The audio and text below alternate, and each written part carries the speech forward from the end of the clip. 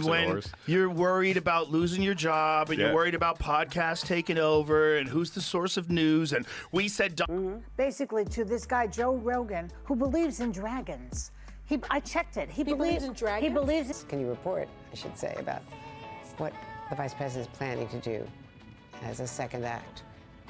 And they nitpick about some of the other things, but it wasn't her as a candidate that they weren't impressed by. And so when you look at record, I have no hate for Joy Behar. If I saw her, I'd give her a hug. I don't care. I'd probably say the same thing about me if I was her. It's no big deal. I don't care. It was a moment that caught many off guard, a public exchange that quickly went viral, leaving people scratching their heads and wondering just how far some of the mainstream media will go to undermine their competition. The moment in question? A claim made by none other than Joy Behar, co-host of The View, that Joe Rogan, yes, the famous comedian and podcast host, believed in dragons. The claim came out of nowhere, and of course, the way it was framed was nothing short of ridiculous.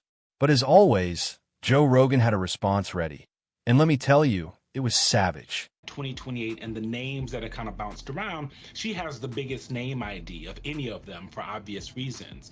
People like our show because they know that we are checked by ABC News. But We're checked by everybody. Yeah. Can you report, I should say, about what the vice president is planning to do as a second act? It was one of those moments where Rogan, in typical fashion, didn't hold back and, frankly, gave Joy Behar exactly what she deserved. But let's rewind a little bit. For those who missed it, Joy Behar was on The View, a show known for its often sensational, occasionally inaccurate, and regularly divisive commentary. Behar, in an effort to discredit Joe Rogan, took a swing at him over something he supposedly said about dragons. And no, this wasn't some metaphorical or philosophical conversation about ancient myths. According to Behar, Joe Rogan actually believes that dragons, those mythical creatures straight out of fantasy books and ancient legends, were real. That was the message she was trying to push to the public. Behar's claim was bold, and she doubled down on it. Publicly, right? Her as vice president, almost being president, and then going back to be governor of a state. And that's one of the things. Donald Trump was Hitler, but half the country disagreed with us, and he won, and this is fucking great. And Joe Rogan believes in dragons. It's this. I checked it, she said. I checked it. He believes in dragons. It was as if this was some kind of profound revelation about Rogan's intellectual standing, something that would instantly make his entire audience question the credibility of his wildly successful podcast. But there's one problem. She was dead wrong. And what's worse, she clearly didn't take even the smallest amount of time to actually check the context of Rogan's words. You see, Joe Rogan doesn't have a reputation for saying things without explaining himself or giving them context. So when Behar said that Joe Rogan was out there advocating for the belief that dragons roamed the earth in ancient times, she was completely misrepresenting the situation. The truth is much less sensational. Rogan was discussing a theory with a wildlife biologist, one that suggested that perhaps ancient depictions of dragons in cultures all over the world were inspired by creatures that really existed, like giant office, but there is the sense around some of her allies and aides that it might be a step back, right? But it's a silly thing to say, and it undermines your own personal credibility if you say we're so good because we're supported by ABC. Crocodiles, Komodo dragons, or some other type of large reptilian creature. In essence, it was a philosophical exploration of the possibility that ancient humans could have encountered such animals and, through storytelling, created the myth of dragons. But none of that nuance made its way into Behar's version of the story. No, she just picked out the most ridiculous soundbite and plastered it across the screen, hoping that the public would buy into her narrative. And the most infuriating part? She did all of this while presenting The View as the beacon of journalistic integrity. We're checked by ABC News, Behar said, claiming that the network's vetting process made their statements trustworthy. Well, if that's true, then ABC News clearly missed the mark in fact-checking Joy Behar's claims. But here's the thing. This is exactly what The View is known for. It's a show built on sensationalism, fear-mongering, and perpetuating divisive narratives. Whether it's about politics, social issues, or anything else, The View often prioritizes ratings over accuracy. In contrast, Joe Rogan doesn't claim to be a news outlet. His show is about conversation, exploring ideas, and listening to people who have expertise in various fields. Rogan has built an audience based on his ability to engage in thoughtful, sometimes controversial discussions. He doesn't claim to have all the answers, but he knows how to spark deep conversations. When Behar made her claim, Rogan immediately fired back on his podcast. His response was as savage as it was hilarious. He couldn't believe what he was hearing. "Wait, what is this? I just heard that I believe in dragons." Rogan said in disbelief. He was genuinely shocked that something so absurd could even be said about him. But instead of getting upset, Rogan used it as an opportunity to clarify what was really going on. For anyone paying attention, Rogan's actual position on dragons was never what Behar had suggested. His conversation had been about how ancient stories about dragons could have been inspired by real creatures. As he explained in his response, the whole point of the discussion was to wonder aloud whether stories of dragons could be based on encounters with giant reptiles like crocodiles or Komodo dragons. And while the topic itself might have been speculative, there was never any serious claim that dragons were real, at least not in the fantastical sense that Behar was implying. Rogan's message was clear. He wasn't pushing some outlandish belief in dragons, as if they were real.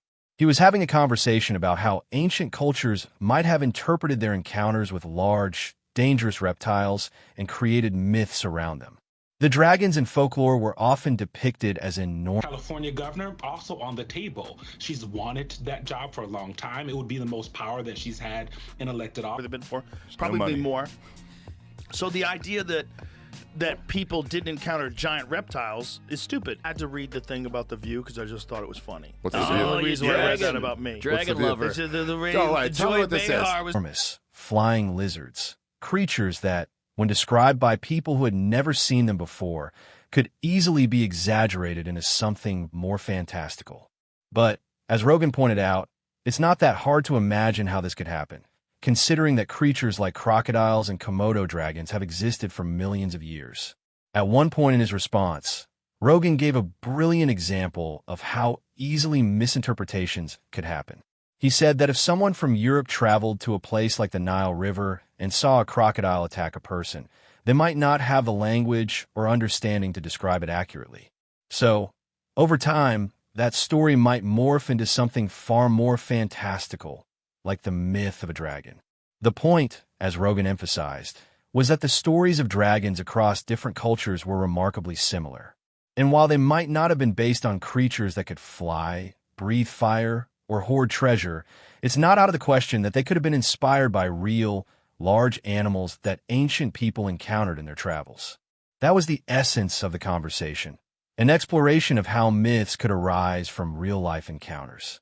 But of course, Joy Behar took this and twisted it into something that could paint Rogan as some kind of fringe conspiracy theorist who believed in dragons like they were real, magical beasts. It was a deliberate attempt to discredit him, and it couldn't have been more transparent. In his response, Rogan also made an interesting observation. He pointed out that what Behar said was hypocritical on multiple levels.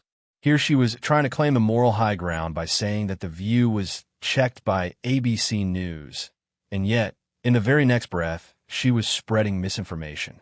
He also called out the irony of the situation.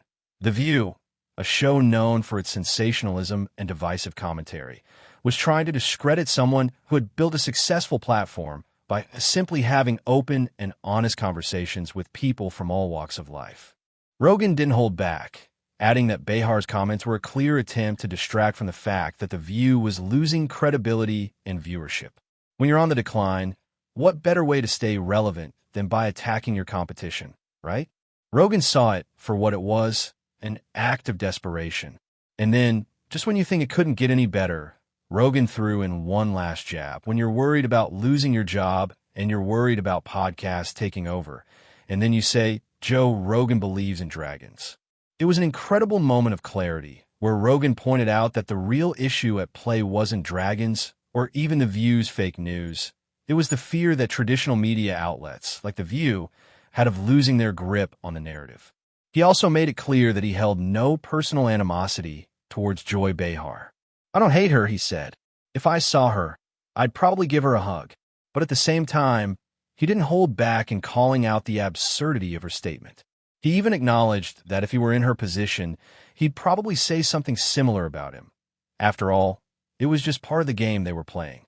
But when it comes down to it, Joe Rogan's response to Joy Behar was more than just a clever rebuttal. It was a reminder of how much the media landscape has changed. While traditional outlets like The View rely on sensationalism to grab attention, Rogan's podcast has built an empire on the idea that people are hungry for genuine, thoughtful conversations, even if those conversations sometimes explore ideas that are unconventional or speculative. As for Joy Behar, well, she may have thought she was getting a good shot in at Rogan, but in the end, it was she who ended up looking ridiculous. And the irony? It only made Rogan's position stronger. He was simply having a conversation, while Behar was using her platform to spread misinformation. If this is the kind of journalism we're supposed to trust, maybe it's time to rethink who we give our attention to. Because as it turns out, a real conversation is always more powerful than a fake news narrative, no matter how much it's been checked by the fact-checkers at ABC News.